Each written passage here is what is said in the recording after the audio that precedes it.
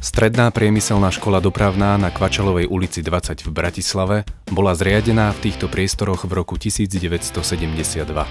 Štúdijné odbory zamerané na oblasť cestnej dopravy poskytujú úplné stredné odborné vzdelanie a sú ukončené maturitnou skúškou.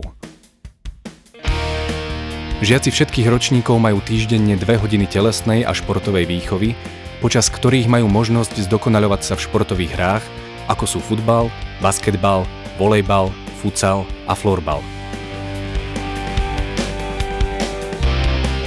Výučba 2 cudzích jazykov z ponuky angličtiny, nemčiny a ruštiny prebieha v učebniach cudzích jazykov, ktoré sú vybavené odbornou literatúrou, slovníkmi, interaktívnou tabuľou a internetom.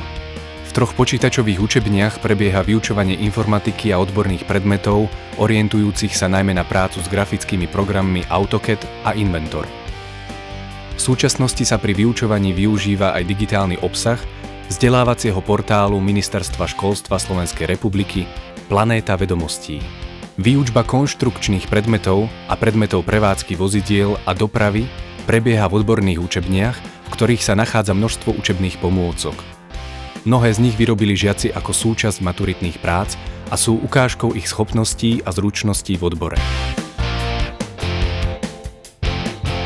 Chlapci a dievčatá absolvujú priebežnú celoročnú prax v školských dielňach, v autoservisoch a firmách zameraných predovšetkým na dopravu a logistiku. V školskej autodielni žiaci uplatňujú svoje teoretické vedomosti priamo pri diagnostike, oprave a údržbe osobných automobilov.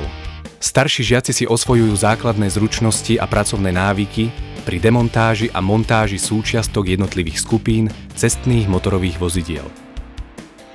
V odbornej učebni autodiagnostiky žiaci rozpoznávajú vnútorné i vonkajšie poruchy motora a odstraňujú ich príčiny. Už od vzniku školy tu pôsobí školská autoškola. Naši absolventi v nej majú možnosť získať vodičské oprávnenie na vedenie motorových vozidiel skupiny A a B.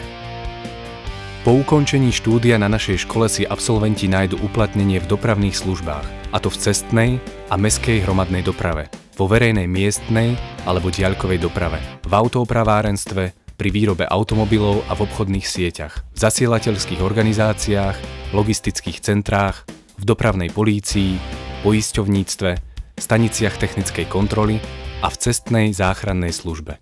Mnohí z nich pokračujú v štúdiu na vysokej škole.